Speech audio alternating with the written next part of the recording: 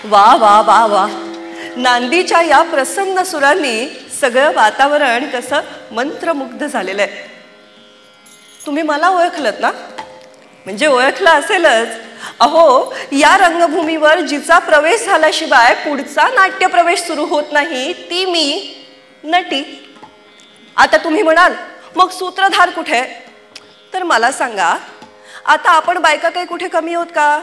संसारापासून संसदेपर्यंत प्रत्येक क्षेत्रामध्ये उत्तमरित्या महिला जर सगळी सूत्र हात साधत आहेत, तर मग सूत्रधार नटीच असायला काय बरं हरकत आहे? पटतंय का? आणि त्यातून गंमत बघा, आजच्या कार्यक्रमाची संकल्पना आहे सुधाताई म्हैसकरांसारख्या एका समर्थ महिलेची. मग त्यांच्या मनातलं संगीत नाटकावरच्या प्रेमाचं हे गूज समजून घेऊन तुमच्याशी हितगूज करण्यासाठी माझी योजना त्यांनीच केली असं समजा. एकदा जरा जोरदार टाळ्या होऊन जाऊ दे. म्हणजे नमस्कार, पुन्हा एकदा आपणा सगळ्यांचं सहर्ष स्वागत. शाकुंतल नाटकाची ही नांदी पहिल्यांदा गायली गेली ती 31 ऑक्टोबर 1880 आनंदोद्भव या पुण्याच्या नाट्यगृहामध्ये. आज तुम्हा सर्व मंडळींनी इथे अशी गर्दी केली आहे ना, तशीच सकल गुणवेत्या रसिकांनी त्यावेळेस त्या पुण्याच्या नाट्यगृहामध्ये गर्दी केली होती. मखमली पडद्यामागे नांदीचे सूर आळवण्यासाठी सगळी नट मंडळी उभी होती आणि साक्षात सूत्रधाराच्या भूमिकेमध्ये त्या वेशभूषेमध्ये उभे होते अण्णासाहेब किर्लोस्कर. संगीत नाटकाचा पहिला प्रयोग होता व्हायचो. इतका उत्साह होता लोकांच्या मनामध्ये, सगळ्यांनाच इतकी घाई झाली होती, एक प्रकारची अधीरता वातावरणामध्ये होती. त्यामुळेच की काय, नाटकाचा पडदा ज्याने उघडायचा त्या माणसाने ही घाई केली आणि आपली परंपरा नांदी खरं तर पडद्या आड वळवण्याची जशी आज झाली, पण त्या दिवशी मात्र नांदीलाच पडदा उघडला गेला आणि सूत्रधाराच्या रूपामध्ये अण्णासाहेब किर्लोस्करांचं सर्वांना दर्शन झालं. लोकांना असं वाटलं की नाट्यशास्त्र लिहिणारे भरतमुनीच जणू रंगमंचावर अवतरले आहेत. त्या दिवशी अमृतसिद्धी योग होता म्हणतात. असलाच पाहिजे, म्हणून तर हा संगीताचा अमृत कुंभ आपल्या हाती आला. पण यासाठीच्या मंथनाला बरीच आधी सुरुवात झाली होती बरं. विष्णुदास भावेंच्या सीता स्वयंवर सारख्या नाटकांपासून खरं तर आपल्या रंगभूमीवर संगीत युग अवतरलं होतं. पण काय झालं, सीता स्वयंवर सारखी नाटकं पडली पौराणिक. आता आंग्ल विद्या विभूषित जी नवी पिढी उदयाला येत होती, त्यांचं हे मनोरंजन त्यांना काही पटेना. त्यांना काहीतरी निराळ हवं होतं, कारण त्यांना मोह घालत होता शेक्सपियर आणि मॉलियर. पण ती तिकडची नाटकं इकडे आणायची कशी? नाही, ट्रान्सलेशनचे, रूपांतराचे अनेक प्रयत्न झाले खरे, पण शेवटी ती नाटकं प्रयोग रूपाने अवतरली की परकीच वाटायची. त्यामुळे चक्क त्यांना बुकिश नाटकं असं नाव देण्यात आलं. मग आता करावं काय बरं? हा तिढा सुटला तो कवी कुलगुरू कालिदासाच्या शाकुंतलाचा मराठी अवतार होऊन, आणि तो केला अण्णासाहेब किर्लोस्करांनी. त्यानंतर एका संगीत युगाची सुरुवात झाली आणि या सांगीतिक युगामध्ये कुणी कुणी वर्णी लावली. मग भास्कर बुवा पखले असतील, गोविंदराव टेंबे असतील, रामकृष्ण वझे असतील, आणि काय दैवी स्वर अवतरले आहेत या संगीत रंगभूमीवर. बालगंधर्व केशवराव भोसले, दीनानाथ मंगेशकर यांच्यापासून ते पंडित राम मराठे, रामदास कामत, अगदी आजही आमची पिढी समर्थपणे नाट्य संगीत गाते आहे. म्हणजे अगदी थोडक्यात सांगायचं ना, तर अण्णासाहेब किर्लोस्करांपासून ते अण्णा गोखलेपर्यंत, अर्थात विद्याधर गोखलेपर्यंत ही नाट्य संगीत परंपरा बहरतच गेली. आता 1960 सालचं उदाहरण घ्या. विद्याधर गोखलेंनी पुन्हा एकदा पौराणिक नाटक लिहिलं, सुवर्णतुला. नाटकाचा विषय अगदी आपल्या सगळ्यांच्या परिचयाचा, ते पारिजाताच्या वृक्षावरून झालेलं सत्यभामा रुक्मिणीचं भांडण माहितीच आहे की आपल्याला. त्या सवती मत्सराचं नाटकामध्ये रूपांतर झालं. आता इतकं का बोलू मी? मला खरं तर एकच वाक्य बोललं पाहिजे, जे संगीत रंगभूमीवर बोललं नाही तर फाऊल मानला जातो. नमनालाच घडाभर तेल कशाला? ती पहा, रथसप्तमीच्या दिवशी रूपगर्विता सत्यभामा काय बरं म्हणते आहे.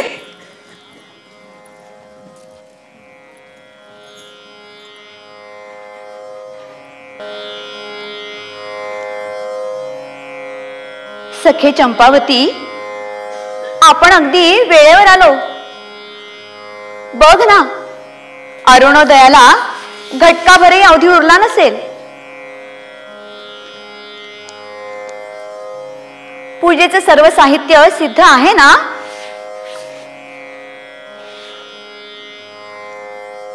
पण बाई मला वाटतं हे साहित्य निरर्थकच म्हणायचं. अगं म्हणजे काय, सर्व जगाला उजळणाऱ्या या सूर्यदेवाला या निरांजनाचा प्रकाश तो काय पडणार. ज्याला कोणताच लेप लागत नाही त्या निर्लेप नारायणाला गंध वाहण्यात तरी काय स्वारस्य.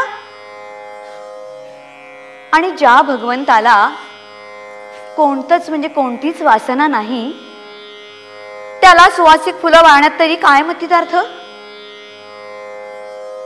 पण असो, आपण बोलत काय बसलो ते बघ, अरुणबिंब डोकावू लागलं.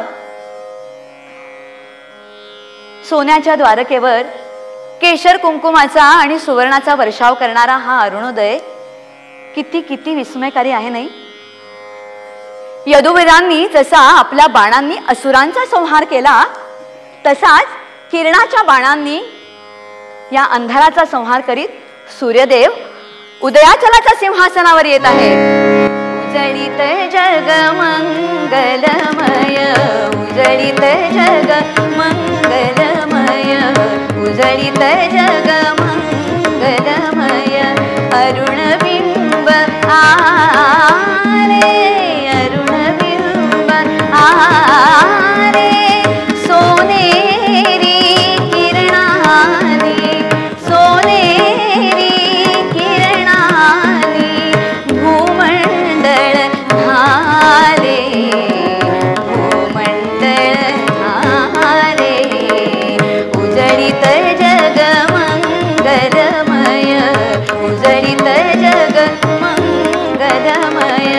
अरुणबिंब आले, अरुणबिंब आले, सोनेरी किरणाने, सोनेरी किरणाने भूमंडळ झाले, भूमंडळ झाले.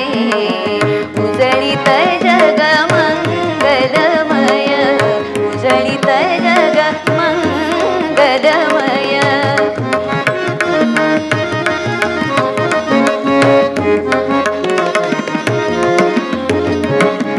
देव हा प्रकाशमान, देव हा प्रकाशमान, देव हा प्रकाशमान, देव हा प्रकाशमान. देव हा प्रकाशमान, देव हा प्रकाशमान, देव हा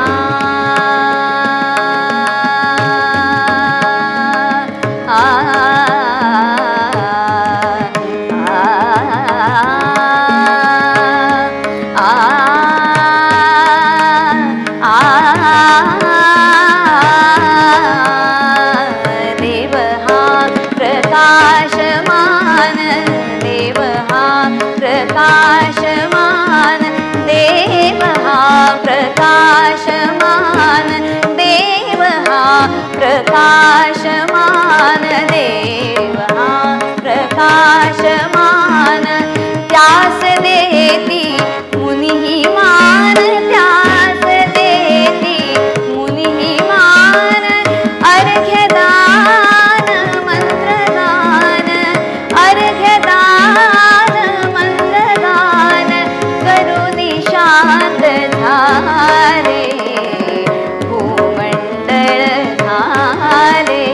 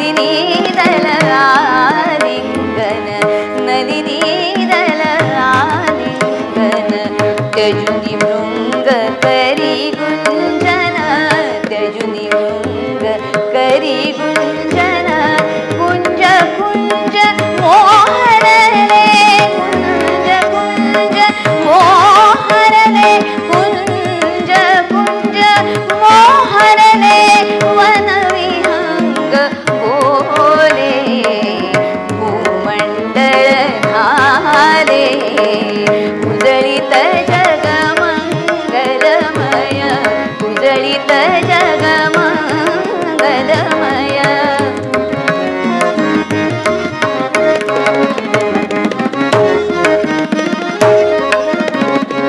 रविराया पूजाया रविराया पूजाया रविराया पूजाया काय फुले होऊनिया काय फुले होऊनिया रविराया पूजाया रविराया पूजाया रविराया पूजाया आ आ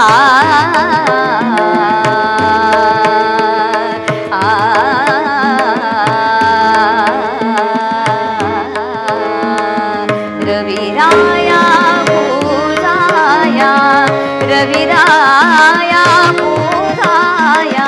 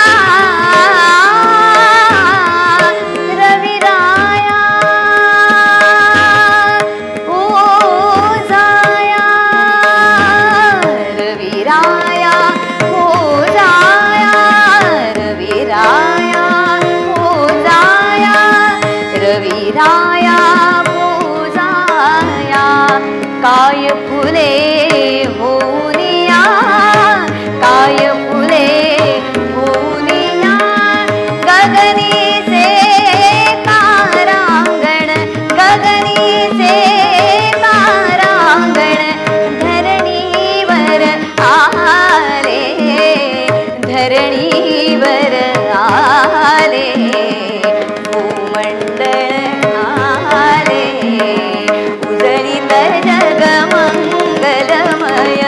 उजळीत जग मंगलमय अरुणबिंब आले अरुणबिंब आले अरुणबिंब आले अरुणबिंब आले अरुणबिंब आले अरुणबिंब आले सोनेरी किरणानी सोनेरी किरणानी भूमंडळ आले भूमंडळ आले उजळीत जग मंगलमय उजळीत जग मंगलमय उजळीत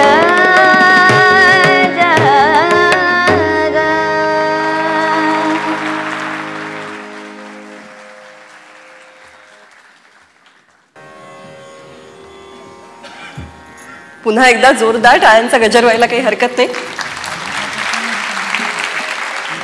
रसिक हो, स्वरराज छोटा गंधर्व यांचं संगीत ही या नाटकाची जमेची बाजू.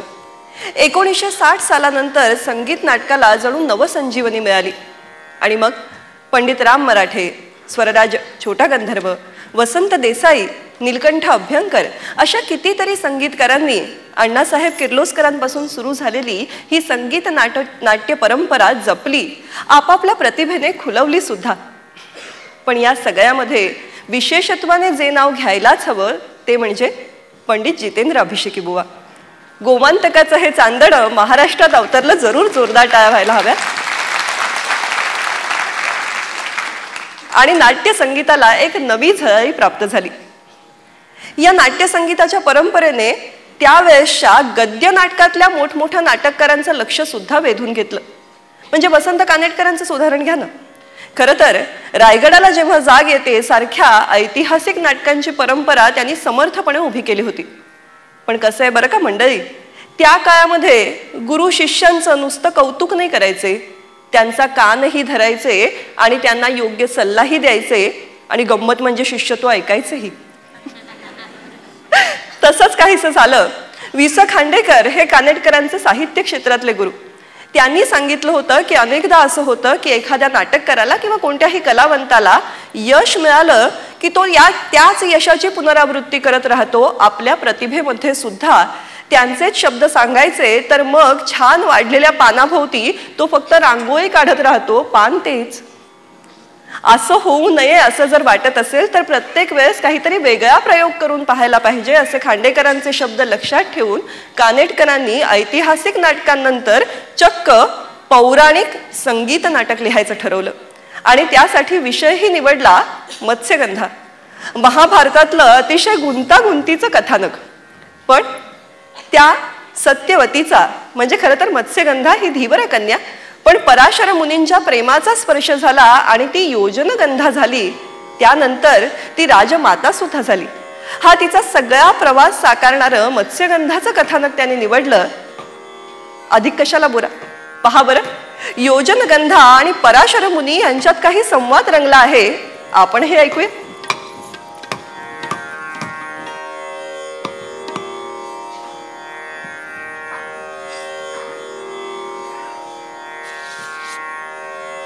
सत्यवती, या क्षणाची स्मृती तुझं समवेत चिरकाळ नांदावी म्हणूनच माझ्या तपश्चर्याचा कस्तुरी गंध आज मी तुला देत आहे.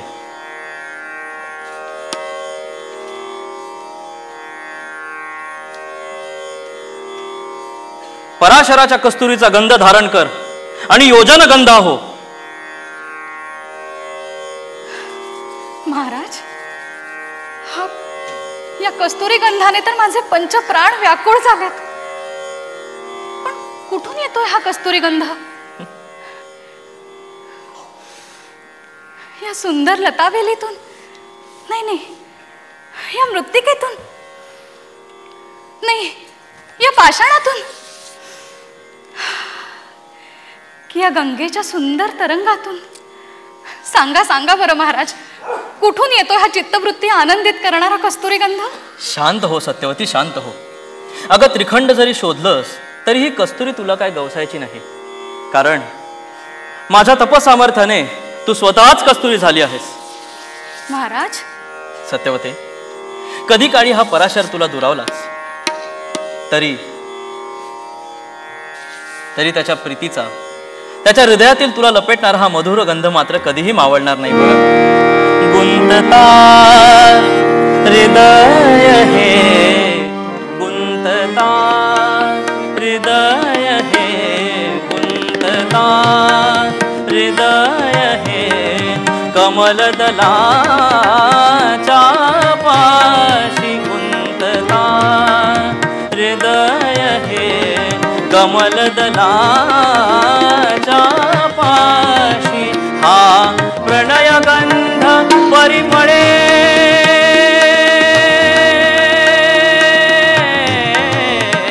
हा प्रणयगंध परिमळे तुझ्या अंगाशी, हा प्रणयगंध परिमळे तुझ्या अंगाशी.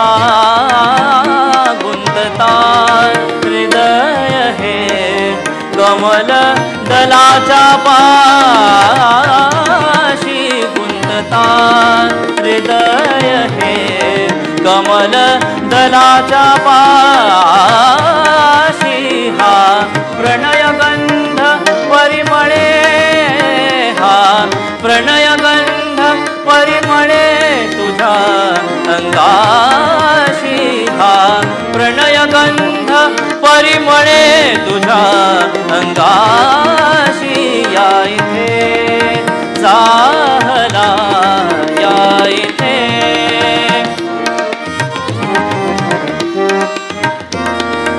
चाहला या इथे चाहला या इथे जाहला या इथे जाहला या इथे जाहला या इथे जाहला या इथे जाहला या इथे जाहला या इथे जाहला संगम तो सहितांचा या इथे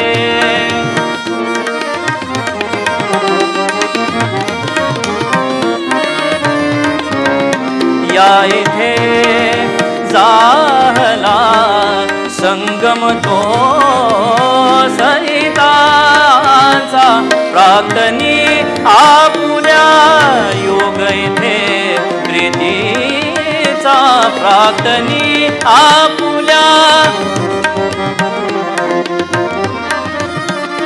प्रार्थनी आपुल्या योग इथे प्रीतीचा अद्वैत आपुले घडता या तेथासी अद्वैत आपुले घडता या तेथासी अद्वैत आपुले अद्वैत आपुले आपुले अद्वैत आपुले आपुले अद्वैत आपुले घडता या देखासी हा प्रणयगंध परिमळे हा प्रणयगंध परिमळे तुझ्या अंगाशी गुंतता हृदय हे गुंतता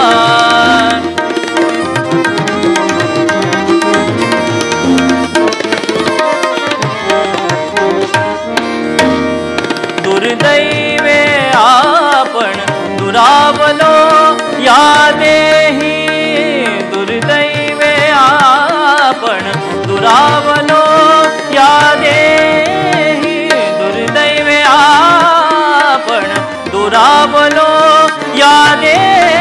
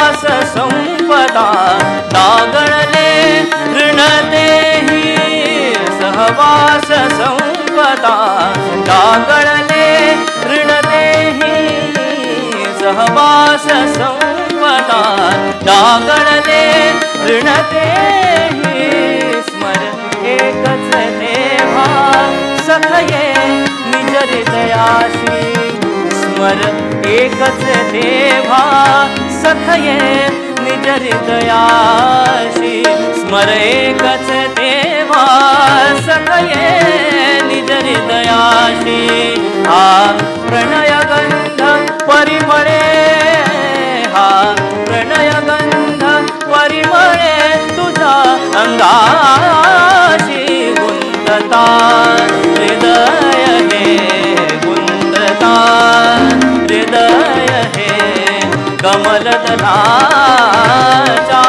पाशी हा प्रणयगंध परिमळे तुझ्या अंगाशी हा प्रणयगंध परिमळे तुझ्या अंगाशी गुंतता गुंतता गुंतता गुंतता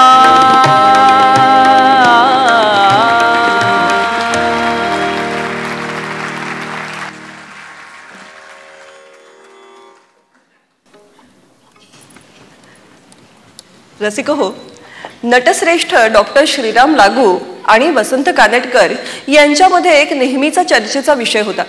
लागूंचं म्हणणं असं होतं की नाटकाला संगीत ही तशी उपरी गोष्ट आहे, कारण नाटक हे जर आयुष्याचं प्रतिबिंब असं म्हटलं तर आपण काय रोज गातो नाचतो का?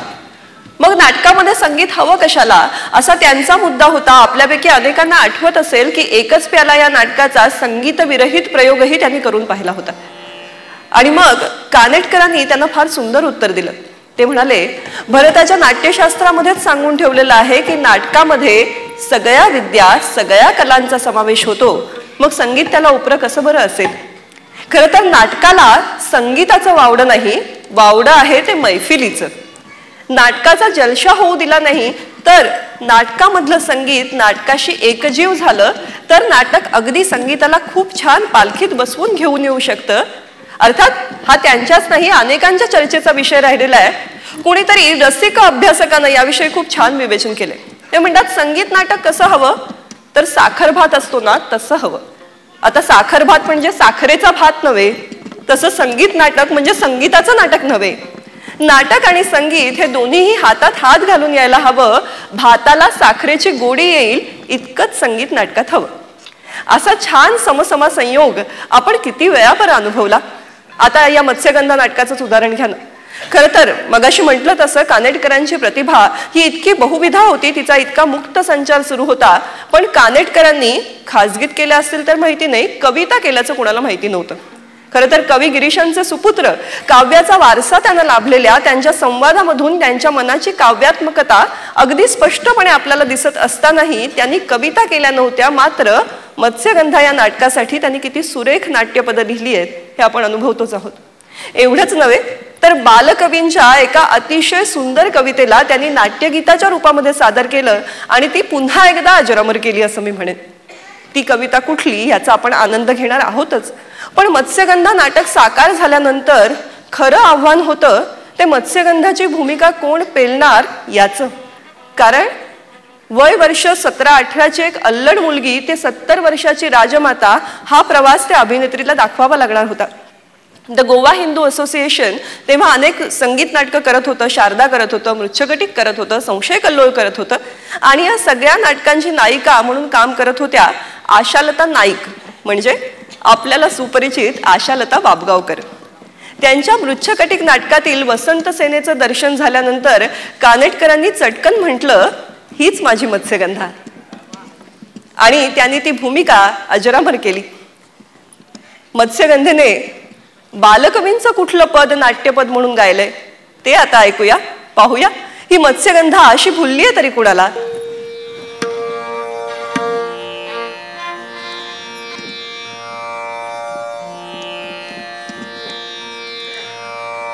दादा, आज मी कशी तयार झाले पहा बरं. आज उत्सवामध्ये शंतनू राजा मला बघून भुलतात की नाही पहा. तिकडे काय होईल माहितीये का? एका सायंकाळी नदी किनारी एका राजाला भेटली एक वनमाला. गर्द रानात सायंकाळच्या कोवळ्या उन्हात एकाकी संचार करणाऱ्या या वनमालेला राजाने विचारलं, गर्द सभोवती रान साजणी तू तर चाफे कळी, तू तर चाफे कळी. गर्द सभोवती रान साजणी तू तर चाफे कळी, तू तर चाफे कळी. काय हरवले सांग शोधिसी, काय हरवले सांग शोधिसी, या यमुनेच्या जळी.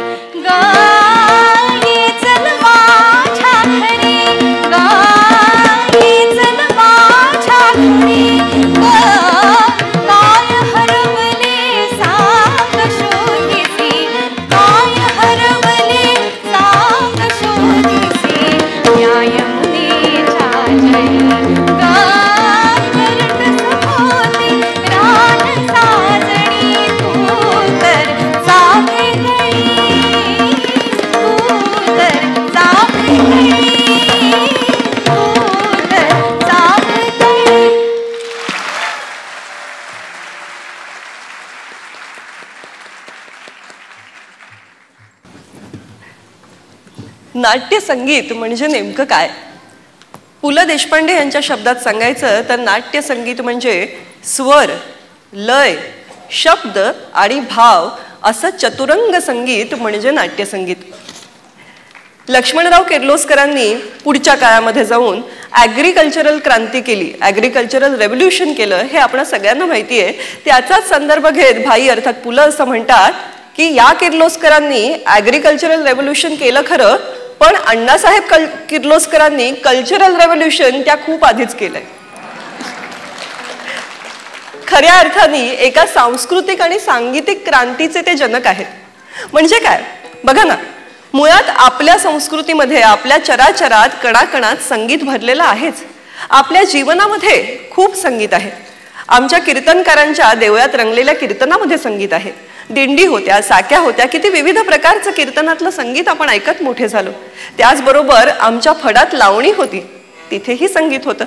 लोककला प्रकारांमध्ये संगीत होतं, शास्त्रीय संगीत होतं. म्हणजे कसं आहे, फुलांनीच दिलेली उपमा बरं का, की फुलं असतात छान फुललेली, ती फुलं कोणी द्रोणामधून देवाकडे घेऊन जातं, कोणी त्याचा गजरा करतं, कोणी हार करतं, प्रकार वेगळा, फुलं तीच. अण्णासाहेब किर्लोस्करांनी तेच केलं. वेगवेगळ्या अशा प्रकारचं संगीत, त्याला नाट्य संगीताचं गोंडस नाव देऊन आपल्यासमोर ठेवलं. जसा विषय त्या पद्धतीचं संगीत रंगभूमीवरती अवतरलं आणि सौभद्र या पहिल्या खऱ्या अर्थाने स्वतंत्र मराठी नाटकाची निर्मिती झाली. तुमच्या टाळ्या मला थोड्या थोड्या ऐकू आल्यात, जरा जोरात ऐकू. कारण जसं ब्रिटिशर्स म्हणायचे ना की ब्रिटिश एम्पायर इज एंटायर वगैरे अशा पद्धतीचं काहीतरी वाक्य प्रसिद्ध होतं, त्याच पद्धतीने पु ल असं म्हणतात की बाकी काहीही घ्या महाराष्ट्राचं, पण सौभद्र आम्ही देणार नाही. एवढी का बरं जादू केली सौभद्रांनी? पौराणिक नाटकांची परंपरा काही आपल्याला फार जुनी नव्हती. होतीच की आपल्या समोर पौराणिक नाटकं. पण झालं काय, या पौराणिक नाटकाने आता कौटुंबिक बाज घेतला. म्हणजे कृष्णाचा महाल हा फडके रोडच्या मागच्या अंगाला असावा अशा पद्धतीची भाषा आता ऐकू यायला लागली. दादा, वंस, काय ग करताय, या अशा पद्धतीच्या भाषेने ही नाटकं आणखीन आपली झाली आणि तो कृष्णही आपल्याला आपला वाटू लागला.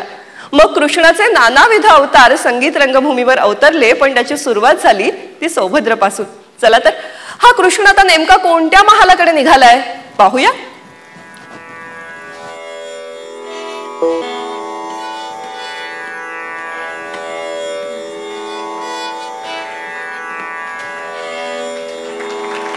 आजचा रंग फार नामी उठला. आता दादांना तर यतिविषय संशय म्हणून कधीच यायचा नाही. अरे पण मी त्या गंगाजलाप्रमाणे निर्मळ मनाच्या पुरुषाशी असे कपटाचरण करतोय ना, छे छे, हे काही फसवेणे नव्हे. ज्याचा परिणाम हितावह ते आरंभी जरी कपटरूपी भासलं तरी त्या दोष मुळीच नाही. असो, आज मला निद्रा चांगली सुखानं येईल. आता जीवाला करमणूक होईल अशा ठिकाणी गेलं पाहिजे. सत्यभामेकडे जावं का रुक्मिणीकडे जावं? बर, रुक्मिणीच्याच महालात जाऊ. पण तेथे आज काही सौख्य व्हायचे नाही. कारण बहुत दिननच भेटलो सुंदरीला, बहुत दिननच भेटलो सुंदरीला, बहुत दिननच भेटलो सुंदरीला, म्हणून धरुनी बैसेल पृष्ठतेला, म्हणून धरुनी बैसेल पृष्ठतेला, बहुत दिननच भेटलो सुंदरीला.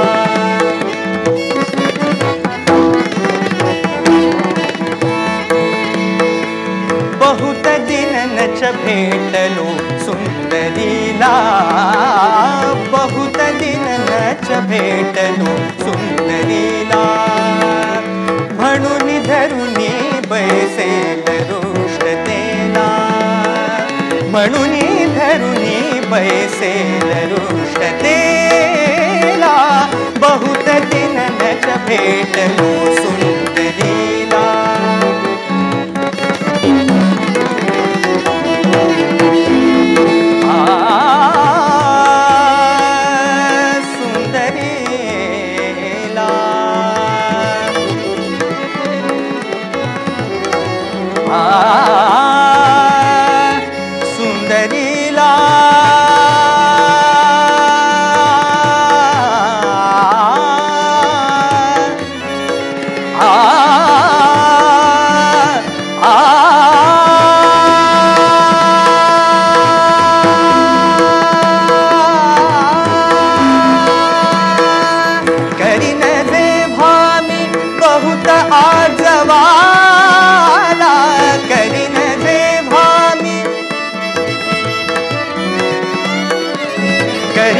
जे भामी बहुत आजवाला,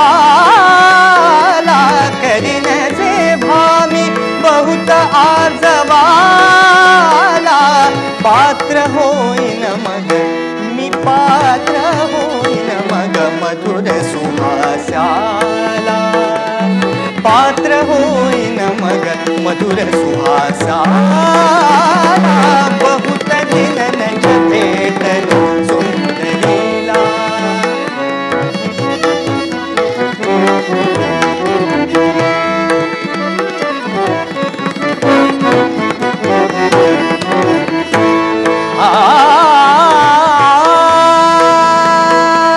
करीन जे भामी बहुत आजवाला,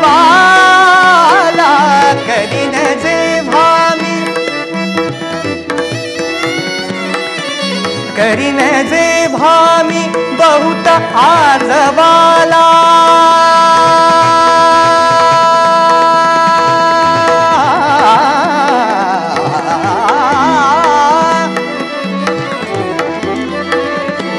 आजवाला,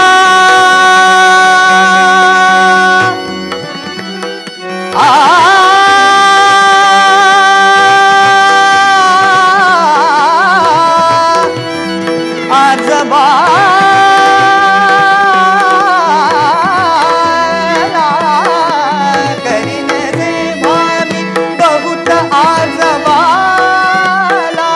करीन जे भामी, करीन जे भामी बहुत आजवाला, करीन जे भामी,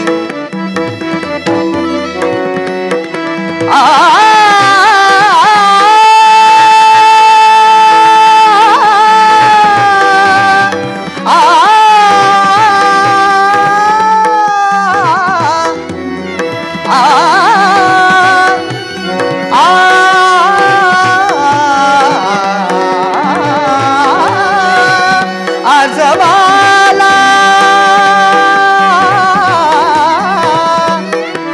करीन जे भामी बहुत आजवाला,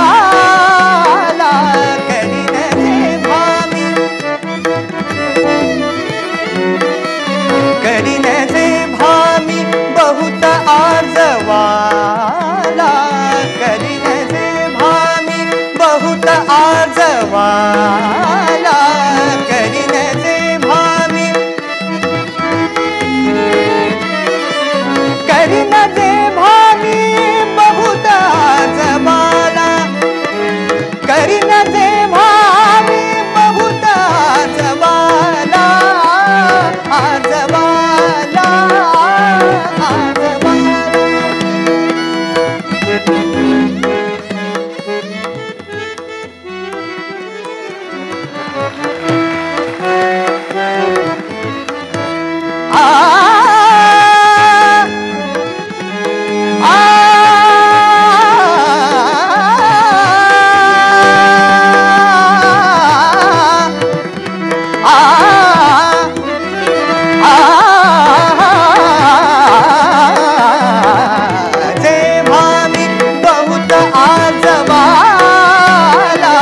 करीन जे भामी बहुत आजवाला, पात्र होईन मग मी पात्र होईन मग मधुर सुहासाला, पात्र होईन मग मधुर सुहासाला,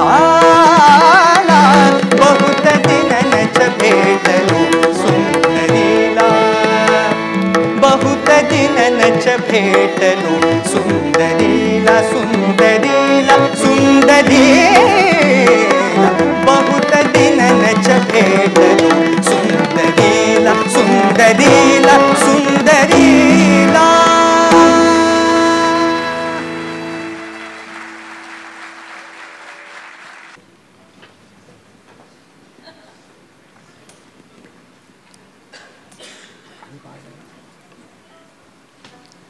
आली बघा सुंदरी.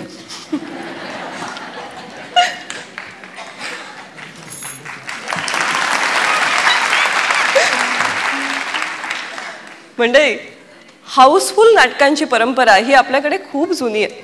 म्हणजे या नाटकाने तर 113 वर्षापूर्वी जेव्हा पहिल्यांदा नाटकाचा प्रयोग जाहीर झाला, तो जाहीर होता क्षणी हाऊसफुल झाला. 12 मार्च 1911 संगीत मानापमानचा पहिला प्रयोग झाला. प्रयोगाची जाहिरातच इतकी प्रतिभावंत होती आणि इतक्या प्रतिभावंतांनी भरलेली होती.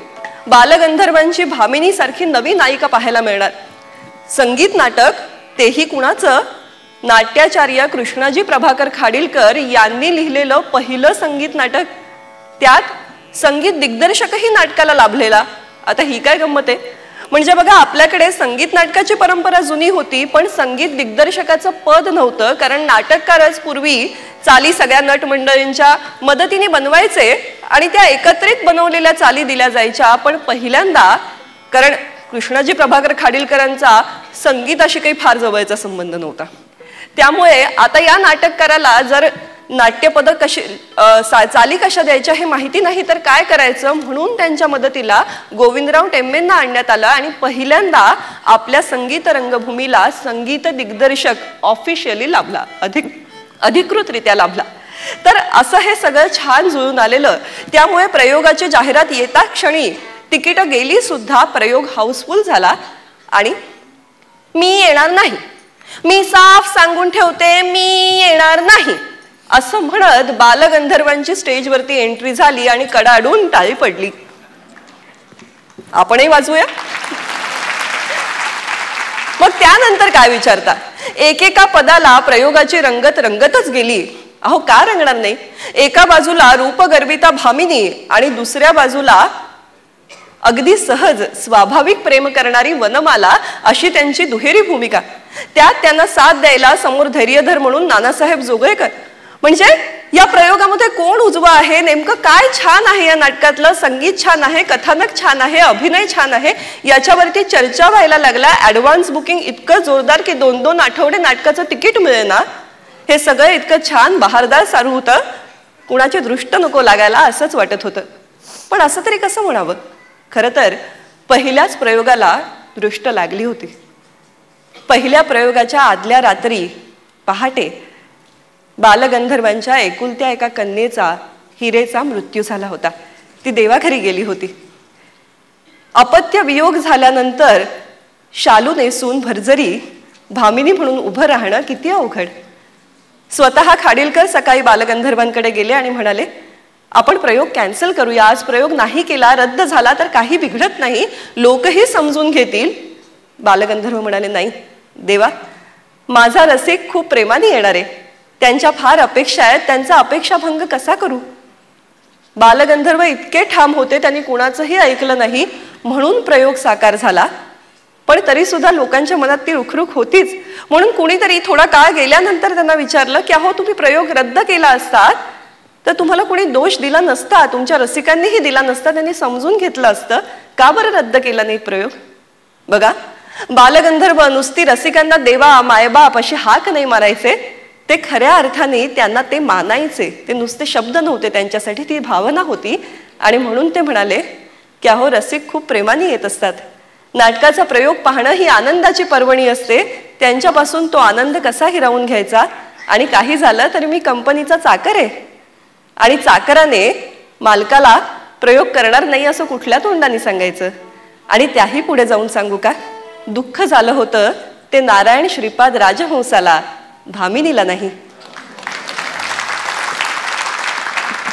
तेव्हापासून ती भामिनी ही अशी अग्निपरीक्षा देऊन पहिल्या प्रयोगाला उभी राहिली आणि आज तागायत धैर्यधराच्या गुणांवर भाळून ती गाते आहे.